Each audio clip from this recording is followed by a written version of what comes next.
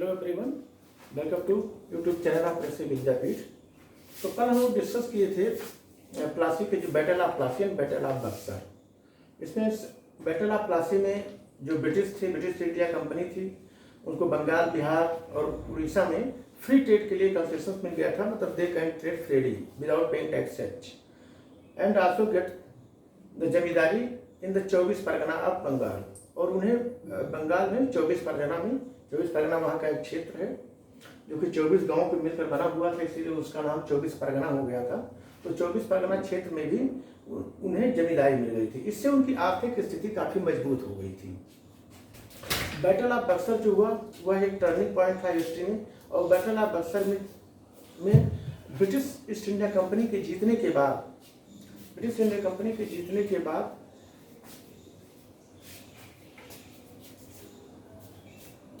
वह बंगाल के virtual ruler हो गए। मतलब एक तरह से बंगाल पर उनका इनडायरेक्टली शासन हो गया था, रूल हो गया था। तो चूंकि उनकी आर्थिक स्थिति अच्छी हो गई थी, पॉलिटिकल सिचुएशन यहाँ उसकी काफ़ी खराब थी, दिन ब दिन खराबी हो रही थी। मुगल एम्पायर जो था उसका भी पतन हो गया था। कोई एक सेंट्रल पावर इंडिया में नहीं थी। तो उन लोगों के मन में भारत में एक साम्राज्य जो है एक्सपेंड करने के इच्छा हुई और उन लोगों ने यहाँ के पॉलिटिकल मामलों में, पॉलिटिकल मैटर्स में ये लोग इंटरेस्ट लेना शुरू कर दिए। फिर इसके बाद शुरू होता है, हम लोगों का टॉपिक है एंग्लो फ्रेंच वार।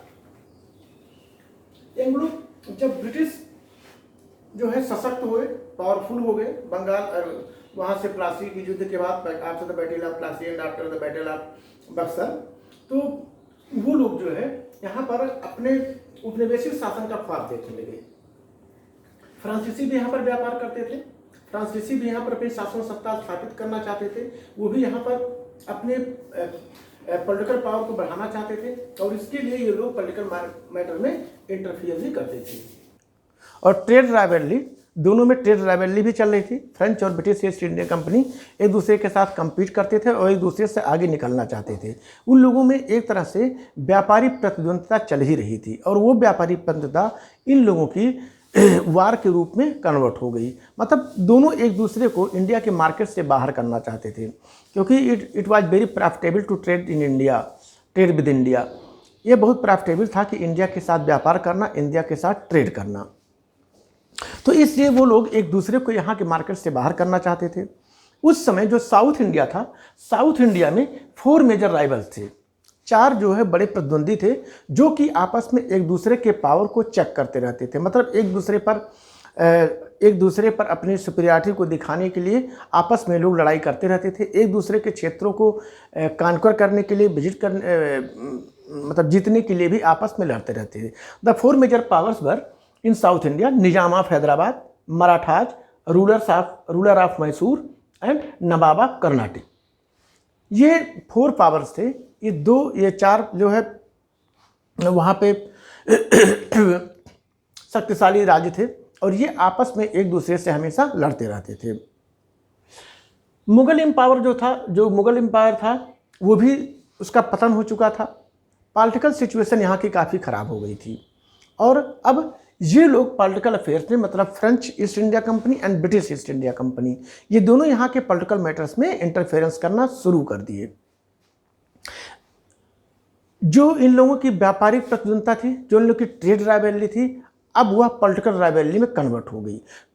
कभी ब्रिटिश जो है किसी एक राजा का पक्ष लेता था तो फ्रेंच उसके अपोजिट राजा का पक्ष लेता था।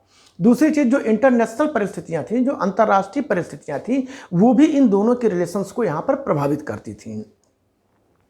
जैसे विश्व में जो रिलेशंस, पॉलिटिकल सिचुएशन में जो फ्रेंच और ब्रिटिश की आपस में जो विश्व के पटल पर, ग्लोबल लेवल पर जो इन लोगों की प्रतिद्वंदिता थी, उसकी साफ झलक जो है इंडिया में भी दिखाई पड़ती थी। अगर वहाँ पे इन लोगों में फ्रेंडशिप हो गई, कोई समझौता हो गया तो इंडिया में समझौता हो जाता था। अगर वहाँ पे युद्ध छिड़ गया तो यहाँ पे युद्ध छिड़ जाता था। तो इस तरह से इन लोगों की पॉलिटिकल राइवलरी जो कि अब कन्वर्ट हो गई थी, जो ट्रेड राइवलरी थी वह पॉलिटिकल राइवलरी में जो कन्वर्ट हो गई थी, उसके कारण इन लोगों में कई बार युद्ध हुए। मतलब कि 4 बार करीब युद्ध हुए, जिससे कि कर्नेटिक वार्स के नाम से जाना जाता है। तो now we will discuss about the first Carnatic war, और ये ट्रेड राइवलरी ही थी जिसके कारण कि फ्रेंच और ब्रिटिश फोर्सेज दोनों आपस में लड़ाई करने लगे, और उनका मेन मकसद यही था कि उनका जो मेन मकसद था वो था कि इंडिया में अपनी शासन सत्ता को स्थापित करना, इसको एक उपनिवेश के रूप में, एक मार्केट के रूप में इसको यूज करना। इसलिए वो एक दूसरे को इंडिया से बाहर करना चाहते थे, और इस पॉलिटिकल सिचुएशंस का इन लोगों ने फ़ायदा भी उठाया, क्योंकि वहाँ पर वीक थे, यहाँ पर जो शासक थे वो वीक हो गए थे, आपस में लड़ते रहते थे, वो कभी एकजुट हो करके इन विदेशी शक्तियों का वो कभी सामना नहीं कर सके, और इसलिए इन लोगों को अवसर मिल गया। और ये जो है अवसर और ये पॉलिटिकल इंटरफेरेंस, इनमें हम we will discuss about one by one. पहला था कि first Carnatic war. First Carnatic war का जो ड्यूरेशन था वो 1746 से लेकर के 1748 तक था। हुआ ये कि ऑस्ट्रिया में सक्सेशन को लेकर के, Austrian war of succession broke out in Europe in 1746। Austria में के सक्सेशन को लेकर के यूरोप में 1746 में एक युद्ध छिड़ गया, एक लड़ाई छिड़ गई। फ्रेंच और ब्रिटिश ये दोनों एक दूसरे के अपोजिट वहां भी खड़े थे। जो फ्रेंच थे वो ऑस्ट्रिया के साथ में थे, और जो ब्रिटिश थे जो ब्रिटिश थे वो प्रूसिया के साथ में थे, और जो फ्रेंच थे वो ऑस्ट्रिया के साथ में थे। इन दोनों में वहां पर लड़ाई छिड़ गई, इन दोनों में वहां पर संघर्ष छिड़ गया। अब दोनों यहां पर जब एक दूसरे के अपोजिट साइड में थे, तो इंडिया में भी ये दोनों जो है अपोजिट हो गए। यहाँ पर भी इन लोगों की राइवलरी शुरू हो गई, और यहाँ पर भी वार छिड़ गया, युद्ध छिड़ गया। ब्रिटिश ने जो है पांडिचेरी पर हमला कर दिया। ब्रिटिश ईस्ट इंडिया कंपनी, या वो कह सकते हैं कि British forces have attacked on the Pondicherry but fail to occupied it. लेकिन वो इसे ऑक्युपाई करने में, वो इसे कैप्चर करने में असफल रहे, वो इसमें फेल हो गए। इसके उत्तर में, इसके रिटेलिएशन में, इसके उत्तर में फ्रांस ने जो है वो मद्रास पर अटैक कर दिया। मद्रास पर अटैक करने के बाद मद्रास को इन्होंने कैप्चर कर लिया, मद्रास को पर कब्जा कर लिया। ब्रिटिश जो है इससे बहुत सख्ते में आ गए, वो परेशान हो गए, क्योंकि फ्रेंच का पावर अब बढ़ रहा था। ब्रिटिश ने उस समय के तत्कालीन जो उस समय नवाब ऑफ कर्नाटक थे उनसे मदद मांगी। कर्नाटक के नवाब ने मदद भी की, करीब 10,000 की सेना कर्नाटक के किंग ने उन्हें प्रोवाइड किया। फिर दोनों की लड़ाई हुई, और लड़ाई में जो नवाब ऑफ कर्नाटक था वो हार गया, और वो हार गया तो मतलब ब्रिटिश भी हार गया। ब्रिटिश हार गए, और इससे इनका बहुत प्रभुत्व बढ़ गया था। उस समय जो ब्रिटिश गवर्नर जनरल था यहाँ पर, उसका नाम था डुप्लेक्स। डुप्लेक्स बड़ा तेज था और बहुत अच्छा डिप्लोमेट भी था। वह बड़ी चालाकी से साथ काम भी करता था, लेकिन बाद में डुप्लेक्स की जो है चालाकी नहीं काम आई, उसकी डिप्लोमेसी, उसकी कूटनीति नहीं काम में आई। बाद में फ्रेंच जो है इंडिया से बाहर हो गया, और बाद में डुप्लेक्स को वापस फ्रेंच गवर्नमेंट ने बुला भी लिया था। लेकिन यहाँ पर डुप्लेक्स की जो है कामयाबी काबिल तारीफ थी, और उसने मद्रास पर कब्जा करने में सफलता पाई थी। इससे क्या हुआ, फ्रांसीसियों का वर्चस्व बढ़ गया, फ्रांसीसियों का प्रेस्टीज भी इंडिया में बढ़ गया, और वह एक मतलब पावरफुल शक्तिशाली जो है फोर्स के रूप में उभरे। इसी समय ऑस्ट्रेलिया में जो वार ऑफ सक्सेशन 46 में शुरू हुआ था वो 48 में ख़त्म हो गया, और वहाँ पे वहाँ पर आपस में फ्रांस में और ब्रिटिश में शांति समझौता हो गया। जब वहाँ हो गया तो इंडिया में भी इन लोगों में शांति समझौता हो गया, और इन दोनों ने एक दूसरे के द्वारा जीते गए क्षेत्र को वापस कर दिया। मतलब ब्रिटिश तो फेल हो गए थे, वो पांडिचेरी पर कैप्चर नहीं कर पाए थे, लेकिन फ्रांसीसी जो थे, फ्रांसीसियों ने ब्रिटिश को जो मद्रास उन लोगों ने जीता था उसे इन लोगों ने उसे वापस कर दिया। जो फ्रेंच थे, फ्रेंच को फर्स्ट कर्नेटिक वार में सफलता मिल गई। ब्रिटिश फोर्सेस को सरेंडर करना पड़ा, वो हार गए थे। इससे वो बहुत ही डुप्लेक्स जो था वो बहुत ही उत्साहित हो गया था, वह इससे बहुत उत्साहित हुआ। और जो उस समय डुप्लेक्स जो उस समय गवर्नर जनरल था फ्रांस का, फ्रेंच का गवर्नर जनरल था जो पांडिचेरी में रहता था, वो फर्स्ट कर्नेटिक वार से उत्साहित होकर के वह भारत में अपने सैनिकों को लेकर के और अपने प्रभाव का विस्तार करना चाहता था। हालांकि अभी डायरेक्ट रूल की कोई इच्छा नहीं थी, लेकिन वो यहाँ के पॉलिटिकल मैटर में हस्तक्षेप करके, इंटरफेरेंस करके वह अपने प्रभाव को और अधिक बढ़ाना चाहता था।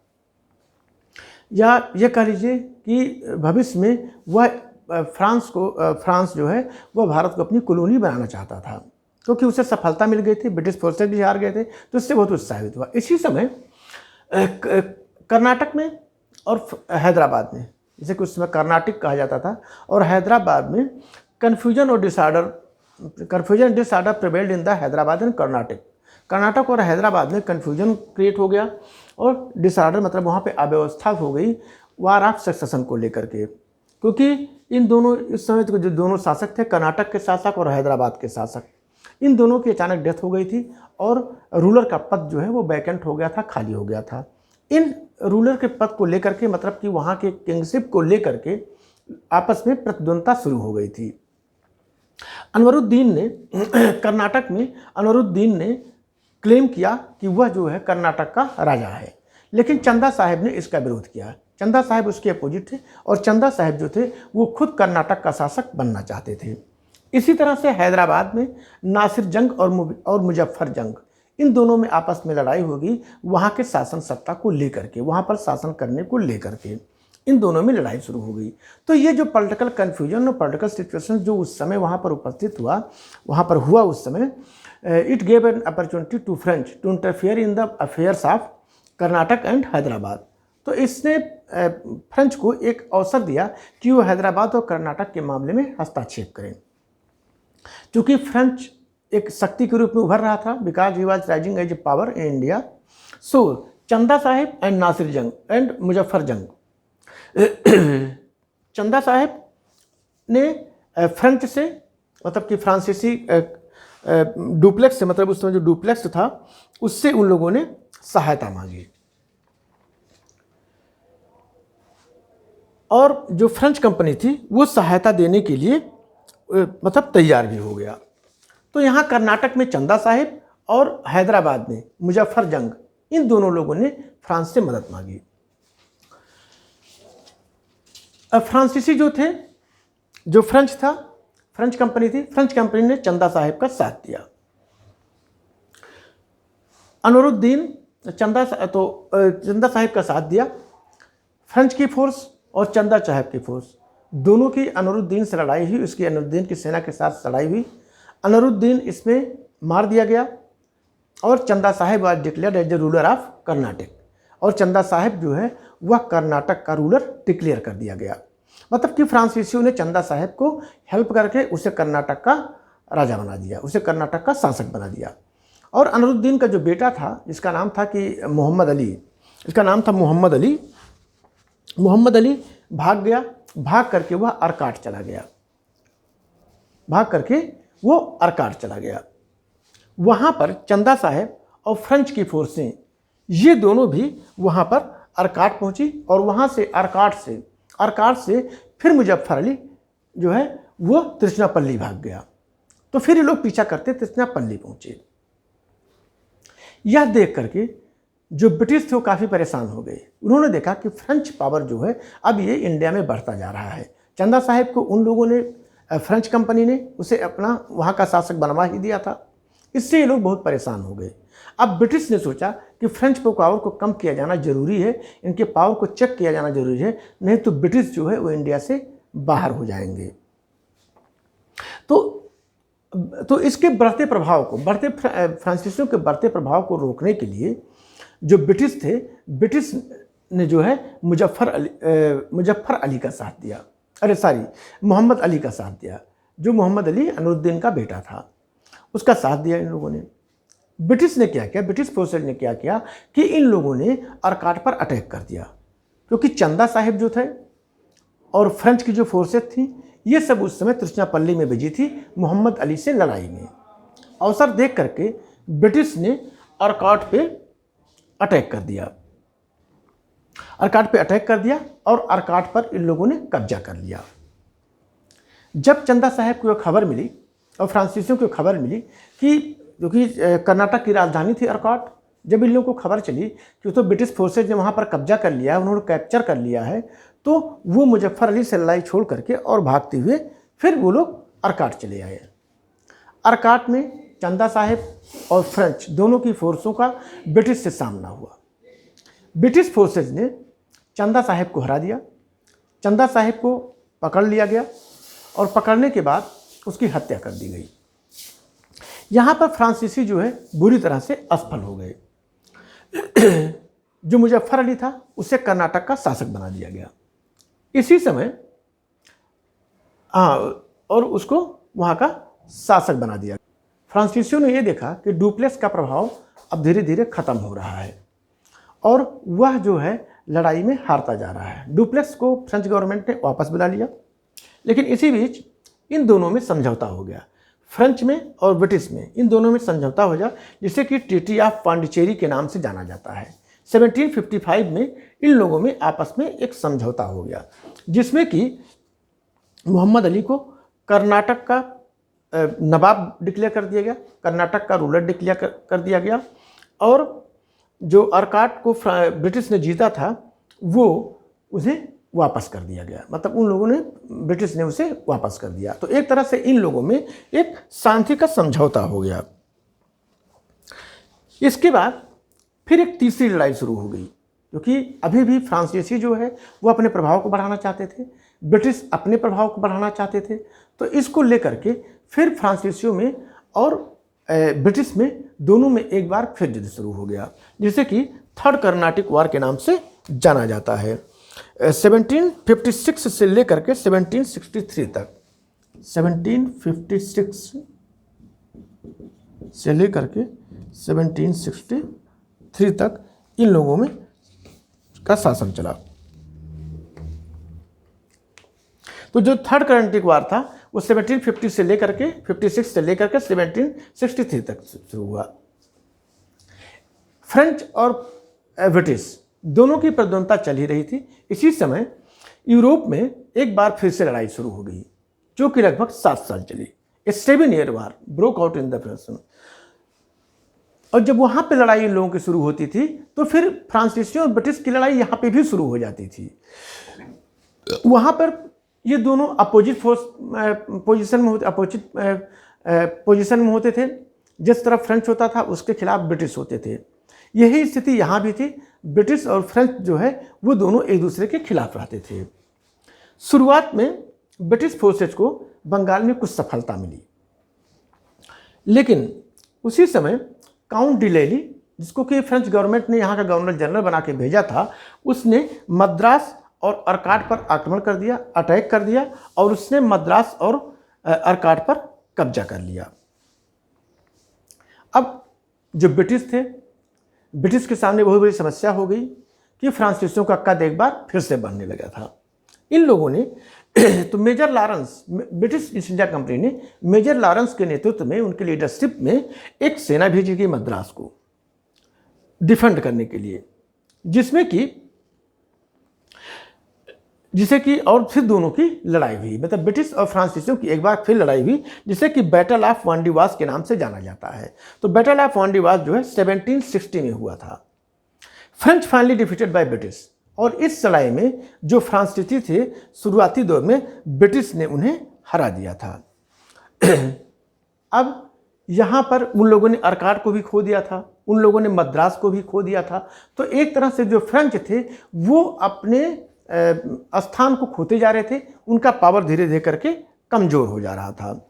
वो अपने पावर को और प्रेस्टीज को दोनों को लॉस कर रहे थे, और ब्रिटिश का पावर और प्रेस्टीज दोनों बढ़ता जा रहा था। इसी समय जो 7 साल का जो 7 ईयर वार जो यूरोप में शुरू हुआ था, ये खत्म हो गया। ये वहाँ पर ख़त्म हो गया, जिसे कि पेरिस की ट्रीटी के नाम से जाना जाता है। एक वहाँ पर समझौता हो गया, मतलब अपोजिट फोर्सेज में वहाँ पर समझौता हो गया, जिसे कि ट्रीटी ऑफ पेरिस के नाम से जाना जाता है। जब वहाँ पे इन लोगों में शांति स्थापित हो गई, जब वहाँ पे मतलब यूरोप में जब शांति स्थापित हो गई, तो इंडिया में भी शांति स्थापित हो गई, और इन दोनों में एक बार फिर से समझौता हो गया। इसमें ब्रिटिश ने फ्रांसीसियों को पांडिचेरी और चंदरनगर दोनों को फ्रांसीसियों को रिटर्न कर दिया गया, लेकिन ब्रिटिश फोर्सेज ने उन्हें किलेबंदी करने से, फोर्टिफिकेशन करने से उन्हें रोक दिया था। तो इस तरह से जो फ्रांसीसी थे वो लोग अपना पावर धीरे धीरे करके लॉस करते गए। पांडिचेरी और चंदननगर जो कि बंगाल में था, इस पर भी ब्रिटिश ने कब्जा कर लिया था। आरकाट और मद्रास उनके पास था ही। तो इस तरह से जो फ्रेंच फोर्सेस थी, जो फ्रेंच ईस्ट इंडिया कंपनी थी, वो धीरे धीरे अपना प्रभाव जो है खत्म कर रही थी। उनका प्रभाव धीरे धीरे खत्म हो रहा था और ब्रिटिश का प्रभाव धीरे धीरे कम हो रहा था। तो इस तरह से ये 3 जो है लड़ाइयाँ हुई ब्रिटिश और फ्रांसीसियों के बीच, जो कि it was for the supremacy, जो कि सुपरमेसी के लिए था। तो स्टूडेंट्स आज यहीं तक। The next part will be discussed in the next lecture. That's all, thanks.